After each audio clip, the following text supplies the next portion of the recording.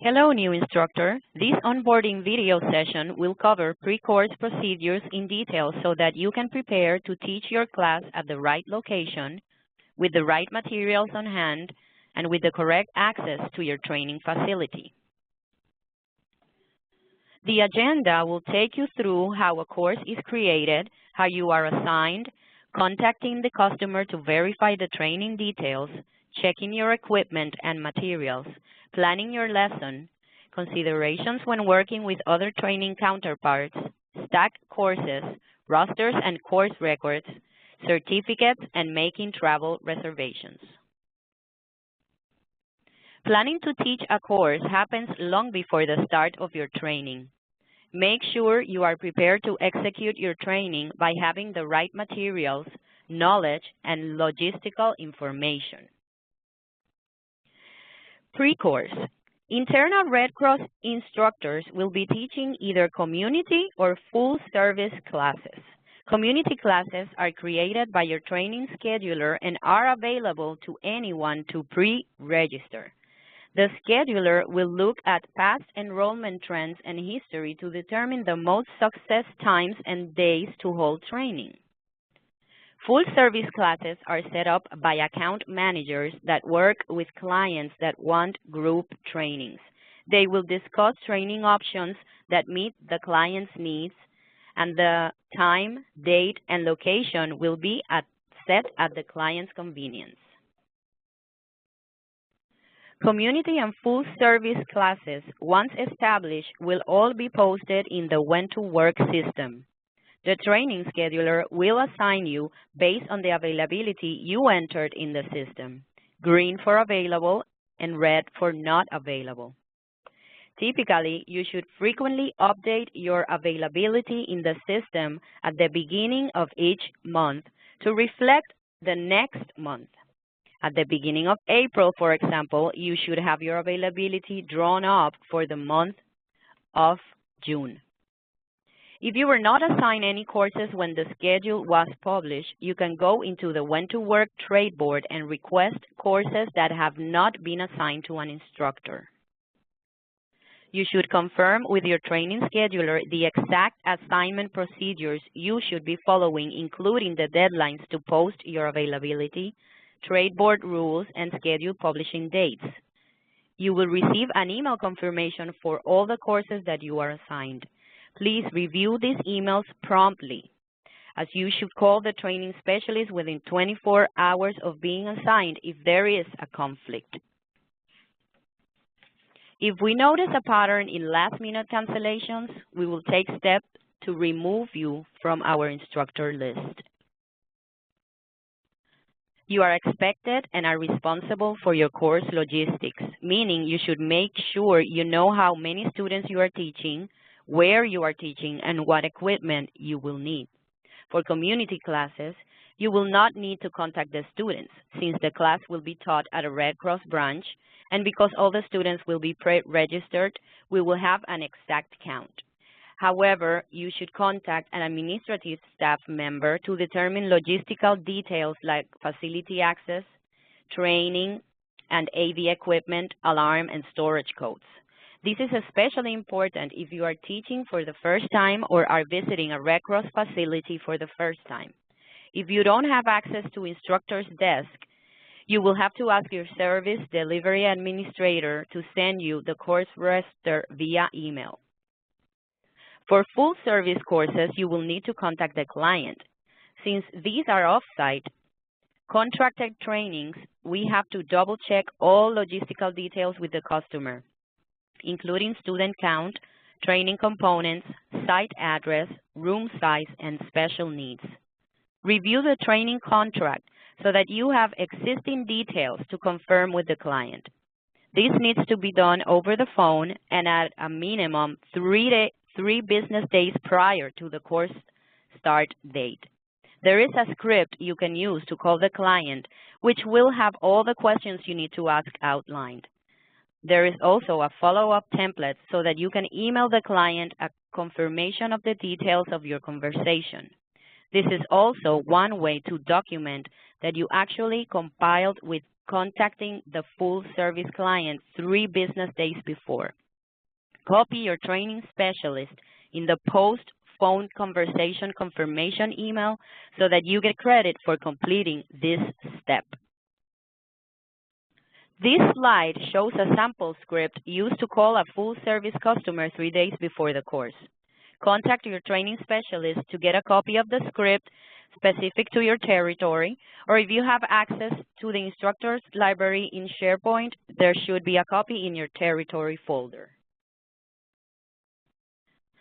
Equipment procedures vary by territory and region due to the unique geographical and resource properties. In some areas, equipment is checked out to the instructor to take home, and in some, the equipment is shared or a mixture of the two. Make sure that if you do have equipment checked out to you, that you reorder what we call consumables in a timely manner. These are the non-reusable items like lungs, training kits, and wipes. If you do not have equipment assigned to you, contact a PHSS administrator to coordinate access to supplies well in advance of your course.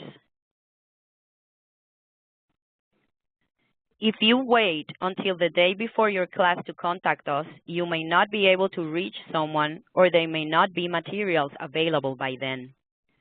Review your schedule to determine how much equipment and consumables you will need to have. For example, if you notice that you will have a large course coming up, say 30 participants, make sure to coordinate this as soon as possible so you have enough supplies to conduct the course. Realistically, you will probably be interfacing with a co-instructor if a course is that large.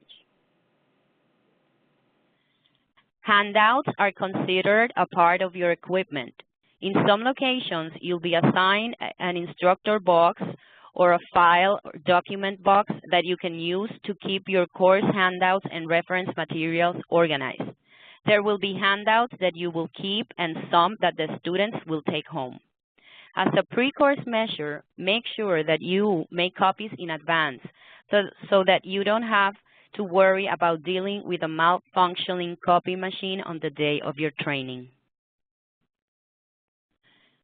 These are the take-home handouts: the digital certification flyer, the volunteer recruitment flyer, and the PHSS business card. Make sure you have enough to provide one to each student to take home. The health precautions handout can be reused, so you will only need to make enough copies to maintain a classroom set. However, the CAPS evaluations will be provided to all students and collected after they have filled the survey questions out. Make sure you have enough copies so that every student in all of your courses can take this survey. This survey is short, it's only 1 page back and front. Also, keep in mind that these evaluations are program specific. There's a different one for the lay responder, professional rescuer, and babysitting programs. Plan out in advance how you will be submitting these surveys, as you will need to snail mail them through U.S. mail to the location designated by your training specialist. In some locations, you may be provided stamps. In other locations, a mail stamp meter machine may be available. If you end up having to purchase your own stamps, we can reimburse you at your request.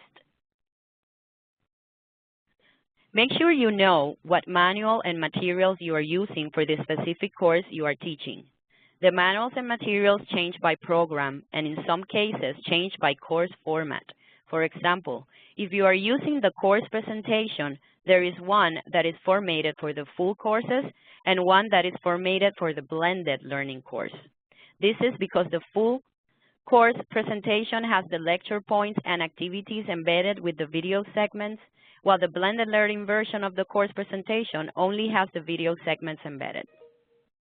Blended learning courses also have their own instructor manual or supplement that we use to teach the class that is different from the full course instructor manuals.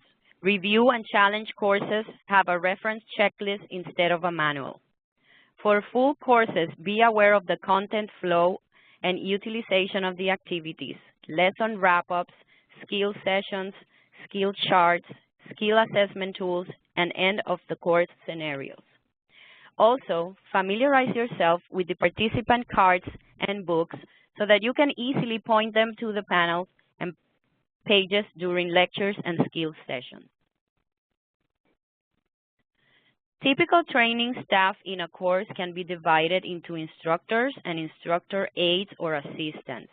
If you're working with another instructor or instructor assistant, make sure you know what role you play within the training staff. If you're the primary instructor, you are responsible for contacting the co-instructor or the instructor aide to confirm logistical details. Co-instructors must be assigned to teach part of the course and close to half of the course if they are going to get credit as an instructor on record. Instructor aides are not certified instructors. However, they are trained in CPR and can use their knowledge to help participants refine their skills during skill sessions. Instructor aides can help with setting up the class, signing in participants, and breaking down and cleaning up at the end of the course. If an instructor wants to observe the course and not teach, they do not get credit as a co-instructor on record. Observing is not co-instructing. Stack classes is a method we use to schedule more than one component group at a time so that participants can register for the component grouping that meets their needs. The component groups are scheduled to start at the same time so that the participants that are registered for the group that has more components will stay longer, while the participants scheduled in the sessions with less components in the group will be done sooner.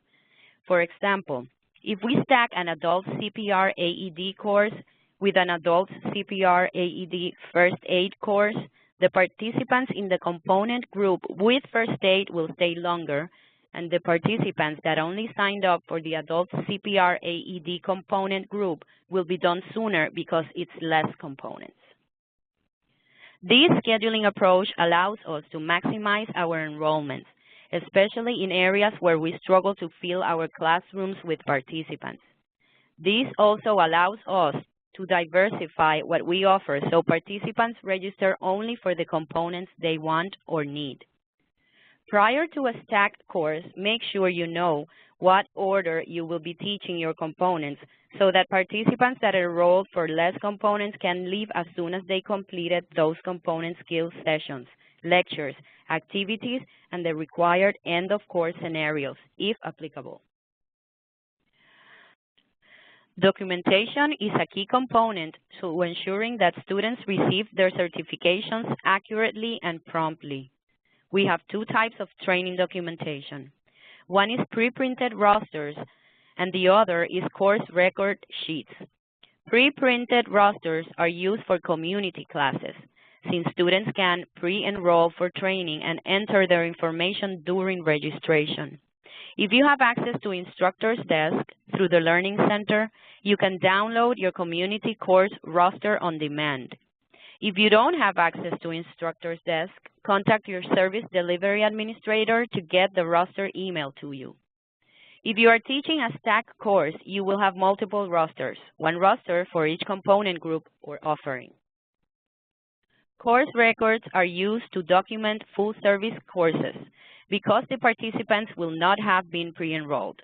Make sure you have copies of the course record and addendum sheets so that you can fill out the course record with the training information and the participants can fill out their information on the addendum.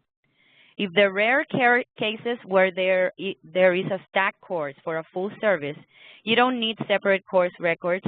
Just break up the components on the addendum and mark the participants that completed the corresponding components. The current standard for certifications is to issue digital certification to all students. All students will receive their digital certification after the course. When preparing for your training, make sure you have some pre-printed certificate cardstock in case you have a student that urgently requests proof of the course completion or a wallet card. Honor their request by handwriting their name on this temporary card. For some full-service clients may request wallet cards for their group on the day of training.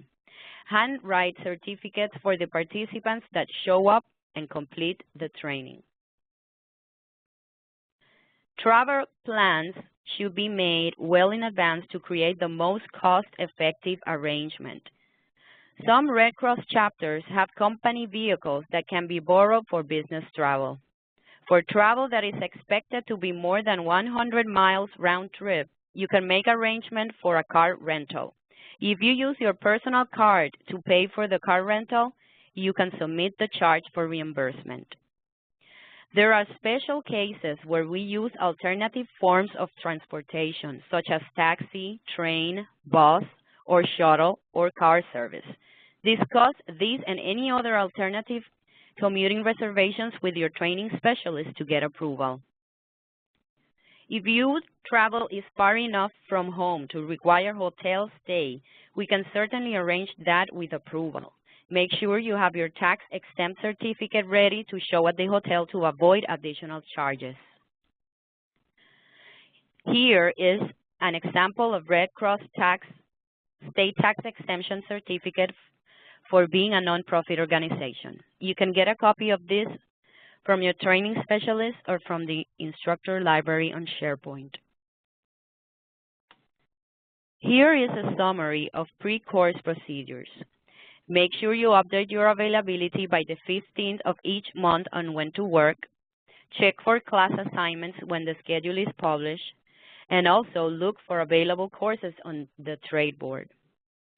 For full service classes, make sure you contact the customer 3 days prior to confirm all logistical details using the script.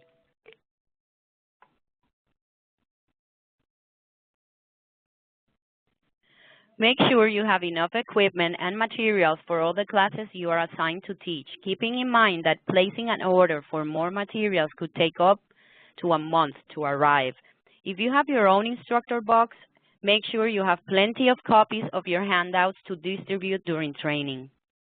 Review the course content and lesson plan to ensure you are teaching the correct class and course using the right presentation, video, manual, component order, and are familiar with the participant materials.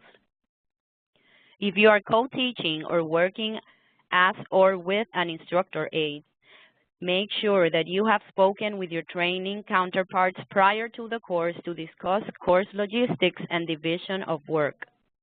If you are teaching a stacked course, make sure you have all the rosters for each group and are teaching in the correct order so participants can leave when expected. Be mindful to have a pre-populated roster printed for your community courses and copies of the course record and addendums for your full service classes. Have some pre-printed certificate card stock on hand in case you have an urgent request for a wallet card. And make sure to arrange travel in advance to avoid last-minute costly commuting plans. If you have to pay for a car rental or hotel out of pocket, keep the receipt so that we can reimburse you. Thank you.